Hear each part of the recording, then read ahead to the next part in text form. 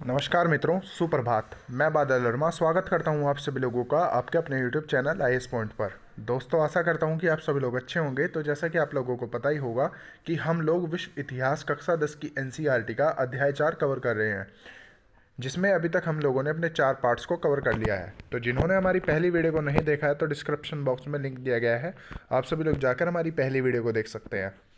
तो जैसे कि आप लोगों को पता भी होगा कि हम लोग जो है वो भूमंडलीकृत विश्व का बनने को देख रहे हैं कि किस तरीके से भूमंडलीकृत विश्व का जो है वो निर्माण हुआ। तो इसी को देखते हुए हम लोग आज का जो टॉपिक है हमारा वो डिस्कस करेंगे, जो कि इस प्रकार है: विश्व अर्थव्यवस्था का पुनर्निर्माण और युद्धोत्तर काल। तो देखिए, विश्व अर्थव्यवस्था का पुनर्निर्माण से क्या तात्पर्य है। तो जैसा कि आप लोगों को पता ही होगा कि जो प्रथम विश्व युद्ध है और द्वितीय विश्व युद्ध है, एक तरीके से ये अर्थव्यवस्था को बिल्कुल एक तरीके से तबाह करने के उत्तरदायी थे। तो इसमें हुआ क्या कि जो संपूर्ण विश्व की अर्थव्यवस्था थी वो प्रभावित थी, और उसी को देखते हुए बार बार क्या करना पड़ा, अर्थव्यवस्था का पुनर्निर्माण करना पड़ा। किस काल में? युद्धोत्तर काल में। तो इसी चीज़ को हम समझने की कोशिश करते हैं, तो देखते हैं। तो देखिए, जैसा कि आप लोगों को पता ही होगा कि जो प्रथम विश्व युद्ध है वो साल 1914 में शुरुआत होकर साल 1918 को ख़त्म हुआ, और उसी के बाद यानी कि उसी के 2 दशक बाद जो दूसरा विश्व युद्ध है वो साल 1939 में शुरू होकर साल 1945 में ख़त्म हुआ। तो इन दो युद्धों ने एक तरीके से काफ़ी ज़्यादा आर्थिक और सामाजिक स्तर पर लोगों को हानि पहुंचाई। तो जो दूसरा विश्व युद्ध था वो प्रथम विश्व युद्ध से भी ज़्यादा एक तरीके से खतरनाक साबित हुआ था, यानी कि वो सबसे ज़्यादा भयानक था। तो देखिए, इसमें कौन कौन थे। तो एक गुट में मित्र राष्ट्र थे, जिसमें मित्र राष्ट्र में ब्रिटेन, सोवियत संघ, फ्रांस और अमेरिका था, और दूसरे खेमे में एक तरीके से धुरी शक्तियाँ थी, जिसमें नाथसी जर्मनी, जापान और इटली थे। तो इस युद्ध में हुआ क्या था कि बेहिसाब जो आर्थिक है और सामाजिक तबाही है उसको इस युद्ध ने जन्म दिया। तो इस जंग के कारण प्रत्यक्ष या अप्रत्यक्ष रूप से करीब 8 करोड़ जो लोग हैं वो मारे गए थे। ठीक है। तो इस युद्ध को पूर्ण युद्ध भी कहा जाता है, क्योंकि यह युद्ध जल, थल और वायु तीनों जगह से लड़ा गया था। ठीक है। तो साल 1939 में वैश्विक जनसंख्या का लगभग इसी के कारण 3% एक ये था, यानी कि 6 करोड़ जो है वैश्विक जनसंख्या का 3% 6 करोड़ था। ठीक है। तो आप उसी के हिसाब से देख सकते हैं कि साल 1939 में पूरे विश्व की जो जनसंख्या थी वो कितनी थी। ऑलराइट। तो ऐसे हालात में जो है पुनर्निर्माण का काम जो था वो कठिन और लंबा साबित होने वाला था। तो चलिए अब देखते हैं कि क्या क्या था।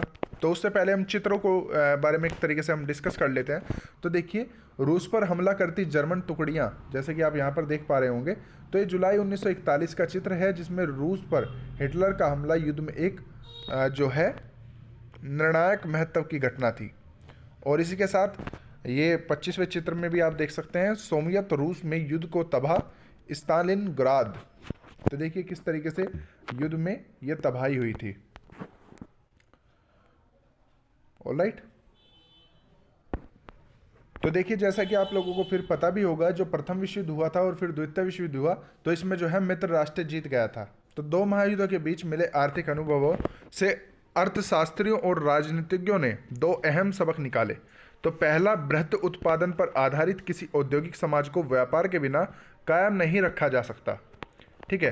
तो देखिए, तो बृहत उत्पादन जो था एक तरीके से, तो मानकर चलिए बृहत उत्पादन है, फिर औद्योगिक समाज और व्यक्ति की स्थिर आय जरूरी है, और फिर पूर्ण रोजगार, स्थित रोजगार होना जरूरी है। तो इससे क्या होगा, एक तरीके से जो औद्योगिक समाज है उसके लिए व्यापार जो है वो कायम रहेगा, यानी कि अर्थात किसी भी देश में रोजगार की स्थिरता जरूरी है। यानी कि मानकर चलिए, यदि कोई व्यक्ति 25 रुपये कमाता है और 20 रुपये का खर्च कर देता है और 5 रुपये सेविंग कर लेता है, तो इसका मतलब है कि वो एक स्थिरता है। अगर वो एक दिन नहीं कमाता तो उससे संपूर्ण विश्व की जो अर्थव्यवस्था है वो प्रभावित होती है। ठीक है। तो दूसरी दुनिया के साथ आर्थिक संबंध के बारे में पूर्ण रोजगार का लक्षण केवल तभी हासिल किया जा सकता था जब सरकार के पास वस्तुओं, पूंजियों और श्रम की आवाजाही को नियंत्रण करने की ताकत उपलब्ध हो। अर्थात बाजार में सरकार का नियंत्रण बहुत ही महत्वपूर्ण था। तो देखिए, हम देखेंगे कि किस तरीके से जो सरकार है उसने अपना नियंत्रण जो है वो संपूर्ण बाजार पर बनाया, क्योंकि इसके कारण ही जो कीमतें थी उसमें उतार चढ़ाव नहीं होता था और आर्थिक स्थिरता बनी रहती थी। यानी कि जो लोग हैं वहीं के वहीं रहते थे। एक तरीके से अर्थव्यवस्था जो है ना ही तो बढ़ती थी और ना ही घटती थी। तो देखिए, अब समझने की हम कोशिश करते हैं युद्धोत्तर बंदोबस्त और ब्रिटेन वुड्स संस्थान। तो ये ब्रिटेन वुड्स संस्थान जो है वो क्या है, इसको हम समझने की कोशिश करेंगे। तो देखिए, साल 1944 में अमेरिका स्थित न्यू हैम्पशर में ब्रिटेन वुड्स सम्मेलन हुआ था। ये आप लोगों को एक तरीके से कहीं पर भी नोट डाउन कर लेना है, क्योंकि ये काफ़ी ज़्यादा इंपॉर्टेंट पॉइंट है। ये प्रीलिम्स की परीक्षा में भी पूछा जाता है और मेंस में तो एक तरीके से विश्व इतिहास पूरा आता ही है। तो फिर हुआ क्या था, इसके अंदर अंतर्राष्ट्रीय मुद्रा कोष यानी कि आईएमएफ और अंतर्राष्ट्रीय पुनर्निर्माण एवं विकास बैंक, जिसे हम आम बोलचाल में विश्व बैंक अर्थात वर्ल्ड बैंक कहते हैं, तो इन दोनों का निर्माण इसलिए हुआ था कि युद्ध के बाद जो पुनर्निर्माण और विकास है वो जल्दी से जल्दी शांतिपूर्ण हो सके। यह व्यवस्था निश्चित विनिमय दरों पर आधारित थी। इसका अर्थ यह था कि जो हम डॉलर की कीमत 50 फिक्स कर दें और कभी ना बदलें, तो जो डॉलर का मान है वो आज के दिनों में तो कभी ना बदले, तो एक तरीके से ये संपूर्ण विश्व को प्रभावित करेगा। यानी कि इससे कोई भी एक तरीके से ना ही फायदा होगा और ना ही नुकसान होगा। परंतु अगर आजकल आप देखते होंगे जो डॉलर की कीमतें हैं वो दिन प्रतिदिन घटती रहती है। ठीक है, कभी तो एक तरीके से 74 रुपये हो जाती है, कभी 75 रुपये हो जाती है। यानी कि जो डॉलर के रेट हैं वो डे बाय डे एक तरीके से बढ़ते हैं, घटते रहते हैं। तो यह बदलाव जो है वो मांग और पूर्ति के अनुसार होता है। यानी कि जैसे जैसे डिमांड और सप्लाई एक तरीके से बढ़ेगी या घटेगी, उसी तरीके से जो डॉलर का वैल्यू है वो भी बढ़ेगा और घटेगा। ठीक है, क्योंकि तकनीक में भी एक तरीके से उसमें विकास होगा। और यह वही समय था जब एशिया और अफ्रीका देश स्वतंत्र हो रहे थे। ठीक है, तो युद्ध के बाद लगभग 20 सालों में व्यापार जो था वो बहुत ज़्यादा फैला और बेरोजगारी पर भी नियंत्रण आ गया। क्योंकि बेरोजगारी पर इसलिए नियंत्रण आ गया कि डिमांड और सप्लाई के अकॉर्डिंग जो है मुद्रा की जो स्थिति है वो बदलने लगी थी। तो जैसे जैसे एक तरीके से डिमांड बढ़ती थी तो उसी तरीके से मुद्रा भी जो है वो प्रभावित होती थी। और जब मुद्रा प्रभावित होती थी तो लोगों के ऊपर भी प्रभाव इसका पड़ता था, चाहे वो अच्छा हो चाहे वो बुरा हो। तो जब एक तरीके से व्यापार बढ़ता था तो एक तरीके से जब डॉलर की कीमत बढ़ी तो लोगों की जो स्थिति है वो भी एक तरीके से धीरे धीरे सुधरने लगी। क्योंकि उस समय जो है टेक्नोलॉजी में भी विकास हो रहा था और यह वही समय था जो एशिया और अफ्रीका के देश जो है उस समय स्वतंत्र हो रहे थे। परंतु स्वतंत्रता के बाद भी उनके अंदर गरीबी बहुत ज़्यादा थी, क्योंकि उनकी अर्थशास्त्र बहुत सालों में अपंग थी और वह शासन के गुलाम थी। तो उसके बाद हुआ क्या कि अंततः वे जीतने के लिए स्वतंत्र देश आए और सभी ब्रिटेन वुड्स संस्थान के सहारे वो लोग एक तरीके से थे। तो देखिए चित्र 26 में जैसा आप देख सकते हैं कि ब्रिटेन वुड्स अमेरिका स्थित माउंट वाशिंगटन होटल है। यह वही संस्थान है जहां पर ब्रिटेन वुड्स का ऐतिहासिक सम्मेलन आयोजित किया गया था। ये काफ़ी ज़्यादा ऐतिहासिक एक तरीके से सम्मेलन था उस समय। तो देखिए एक तरीके से जैसा यहाँ पर देख सकते हैं कि विश्व बैंक और आईएमएफ जो है साल 1947 में औपचारिक रूप से काम करना उसने शुरू कर दिया था और इस संस्थानों में नियंत्रण प्रक्रिया और पश्चिमी औद्योगिक देशों में नियंत्रण रखता था और अमेरिका विश्व बैंक और आईएमएफ के किसी भी फैसले को वीटो कर सकता था। तो देखिए वीटो का मतलब होता है निषेधाधिकार, यानी कि इस अधिकार के सारे एक ही सदस्य का असहमति किसी भी प्रस्ताव को खारिज करने का आधार बन जाती है। उसे क्या कहा जाता है? वीटो कहा जाता है। ऑलराइट, तो यानी कि एक तरीके से विश्व बैंक और आईएमएफ के द्वारा क्या किया गया, जो मुद्राएं हैं उनका एक तरीके से वो परिवर्तन विनिमय दर उस पर लागू कर दी गई। यानी कि जो परिवर्तन एक तरीके से होता है मुद्राओं में वो उस पर लागू कर दिया गया। तो देखिए प्रारंभिक युद्धोत्तर वर्ष में हम देखते हैं कि क्या स्थितियाँ हुई। तो देखिए ब्रिटेन वुड्स व्यवस्था में पश्चिमी जो औद्योगिक राष्ट्र हैं वो जापान के लिए व्यापार तथा आय में वृद्धि के अप्रतिम युग का सूत्रपात किया। तो ये वही युग था जिसमें 1950 से लेकर 1970 के बीच विश्व व्यापार यानी कि वर्ल्ड ट्रेड का जो है विकास सालाना 8% की प्रतिशतता से ज़्यादा हो रहा था। तो इस दौरान वैश्विक आय लगभग 5% की दर से वो बढ़ रही थी। तो विकास दर जो है कमोबस स्थिर थी। ऑलराइट, तो यानी कि अब क्या हो रहा था, एक तरीके से विकास जो है वो बहुत ज़्यादा जल्दी से हो रहा था।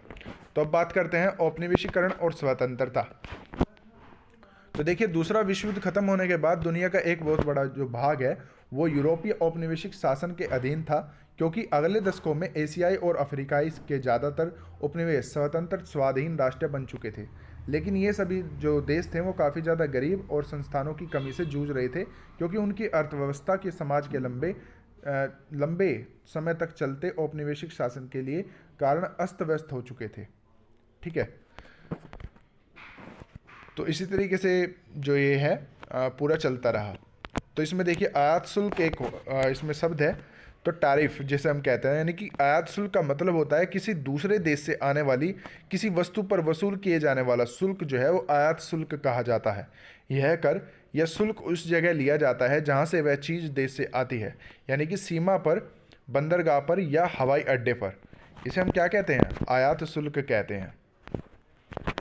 तो दूसरी ओर ज़्यादातर विकासशील देशों को 50 से 60 के दशक में पश्चिमी अर्थव्यवस्था में तेज की जो है वो प्रगति से कोई लाभ नहीं हुआ।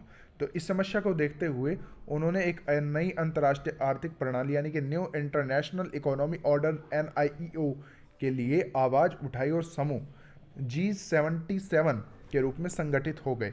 तो NIEO से उनका आश्रय एक ऐसी व्यवस्था से था जिन्हें उन्हें अपनी संस्थाओं पर ही मायने का नियंत्रण मिल सके, जिसमें उन्हें विकास के लिए अधिक सहायता व कच्चे माल और दाम जो है उन्हें मिल सके। इसलिए वो विकास देशों को बाज़ारों में बेचने के लिए बेहतर पहुंच मिले। तो ब्रेटन वुड्स का समापन और वैश्वीकरण की शुरुआत जो है वो किस तरीके से हुई, तो ये हम देखते हैं। तो देखिए, तो ब्रेटन वुड्स कौन था और कौन चलाता था, इसके बारे में हम देखते हैं।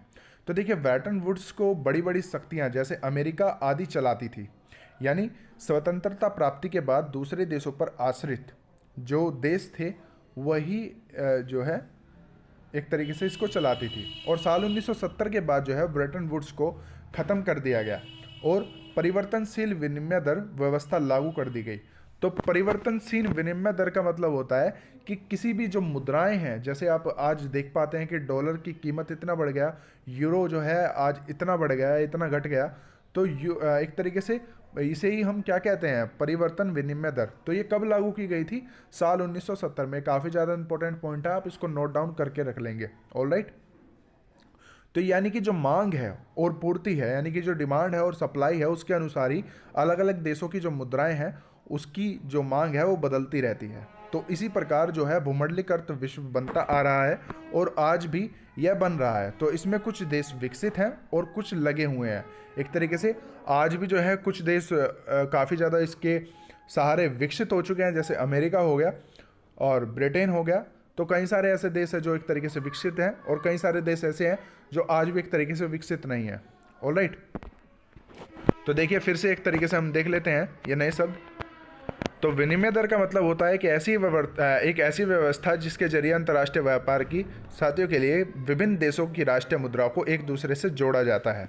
तो मोटे तौर पर विनिमय दर दो प्रकार की होती है, स्थिर विनिमय दर और परिवर्तन विनिमय दर। स्थिर परिवर्तन विनिमय दर का मतलब होता है जब विनिमय दर स्थित होती है और उनमें आने वाले उतार चढ़ावों को नियंत्रण करने के लिए सरकारों को हस्तक्षेप करना पड़ता है। तो ऐसी विनिमय दर को स्थिर विनिमय दर कहा जाता है। और लचीला परिवर्तन विनिमय दर इसे कहा जाता है कि इस तरह की विनिमय दर जो विदेशी मुद्रा बाजार में विभिन्न मुद्राओं की मांग या आपूर्ति के आधार पर और सिद्धांत सरकारों को हस्तक्षेप के बिना घटती बढ़ती रहती है, उसे हम लचीली या परिवर्तन विनिमय दर कहते हैं। तो आई होप कि आज की वीडियो आप लोगों को काफ़ी ज़्यादा अच्छी लगी होगी और आप लोगों के लिए काफ़ी ज़्यादा इन्फॉर्मेटिव रही होगी। तो इसी के साथ आज का हमारा जो चैप्टर है वो यहीं पर समाप्त होता है। आई होप कि आपको ये बहुत ज़्यादा अच्छे तरीके से समझ आई होगी। अगर इस चैप्टर को लेकर के आपका कोई भी डाउट है तो आप हमें कमेंट कर सकते हैं, और अगर आपको ये वीडियो अच्छी लगी है तो प्लीज़ इसको लाइक कीजिए, अन्यथा आप इसको डिसलाइक भी कर सकते हैं, कोई बात नहीं, ठीक है। और अगर आप हमारे चैनल पर नए हैं तो प्लीज़ हमारे यूट्यूब चैनल को सब्सक्राइब कर लीजिए और बेल आइकन को ज़रूर दबा दीजिए, जिससे आपको हमारी वीडियो के आने वाली नोटिफिकेशन सबसे पहले टाइम पर मिल जाए। और अगर अभी तक आप लोगों ने हमारे टेलीग्राम चैनल को ज्वाइन नहीं किया है तो प्लीज़ टेलीग्राम चैनल को ज्वाइन कर लीजिए, क्योंकि उसमें यूपीएससी से रिलेटेड आपको डेली नोट्स प्रोवाइड कराए जाते हैं और डेली ऑथेंटिक नॉलेज से भरे हुए पोस्ट जो हैं आपके लिए एक तरीके से प्रिपेयर करके अनुभवी टीचरों के माध्यम से उसमें प्रोवाइड कराए जाते हैं। और साथ ही साथ आपकी परीक्षाओं को एक तरीके से आपकी परीक्षा की तैयारी को चार चांद लगाने के लिए उसमें डेली क्विज़ भी कंडक्ट कराया जाता है, जो कि हर एक परीक्षा यानी कि हर एक अभ्यर्थी के लिए काफ़ी ज़्यादा महत्वपूर्ण होता है। तो उसका भी लिंक जो है हमारे डिस्क्रिप्शन बॉक्स में दिया गया है, तो आप वहाँ से ज्वाइन कर सकते हैं। ऑलराइट, तो इसी के साथ हैव ए गुड डे। जय हिंद।